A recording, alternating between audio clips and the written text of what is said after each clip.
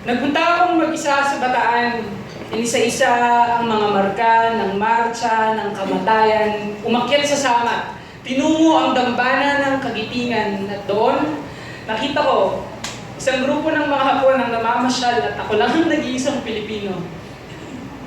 Ano kaya ang nasa isip nila habang kinukwento sa kanila kung paanong pinatay ng kanilang mga ninuno ang mga tao na minsang tumayo sa lupa na kanilang nilalakaran? Kasi ako, siya lang ang nasa isip ko. Nasa isip ko kung gaano karaming beses nang natisod ang dila ko sa mga kadena at lubid na naiwan niyang nakabuhol sa mga labi ng taong mahal ko.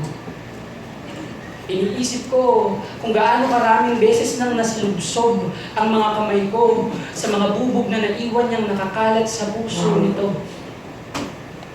Iniisip ko kung ilang bomba pa kaya ang posibleng naiwan niya na nakabaon sa balat na siyang tahanan ko na ngayon. At gaano karaming museo pa ba ang kailangan kong makabisa para lang maalala na nangyari nga pala ito. Hindi ako tanga, alam ko, matagal nang tapos ang giyera pero minsan kasi nalilimutan ko pa. Nangyari nga pala ito. Nangyari nga pala sila.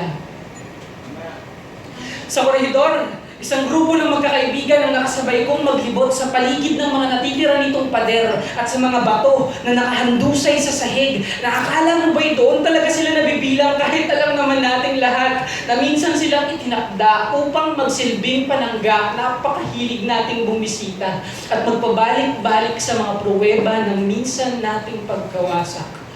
Ano kaya ang nasa isipan ng mga taong ito at bakit panaikuhan nila sa sarili nilang mga retrato, nakangiti, na akala mo ba'y hindi kwento ng pagguho ang kanilang naririnig? Kasi ako, siya pa rin ang nasa isip ko. Na hindi ako ang unang dumaong sa kanyang dibdib. Na hindi ako ang unang sumakop sa kanyang katawan. Hindi siya para sa akin unang nakipaglaban. Hindi niya sa akin unang naranasan ng kalayaan. Napansin ko na ito noon pa. Napakahilig nating bumisita at pagpabalik-balik sa mga pruweba ng minsan nating pagkawasak. Napakahilig mag-iwan ng mga paalala, pananda, monumento at dambana para sa mga pagkakataong tayo ay nabigo. Uukit ako ng rebulto para sa sarili kong pagsuko. Para sa iyo na minsang dumaan, nanirahan at nakipagdigmaan sa lupain na siyang kasalukuyan ko. Isinusuko ko na ang nakaraan. Irerespeto ko ang bawat patak ng dugo na dumanak, ang bawat paalala, pananda, monumento at dambana na kanyang itinayo sa alaala ng inyong pagkabigo. Buhay ay langit sa piling niya at habulin man kami ng impyerno ay pipilitin namin huwag sumuko. Hawak ko ang kamay niya sa kaliwa at naman dito sa kanan, aking aalagaan ng mga alaala mo nang walang galit, puro aral. Ganito kaming iibig. Pipiliin parati ang magmahal. Magsusulat kami ng bagong kwento. Magtatayo kami ng mga bantayog na sapat ang taas para sa bawat maliliit na tagumpay. Ganito kaming iibig. Pipiliin parati ang magmahal ng sa ganon.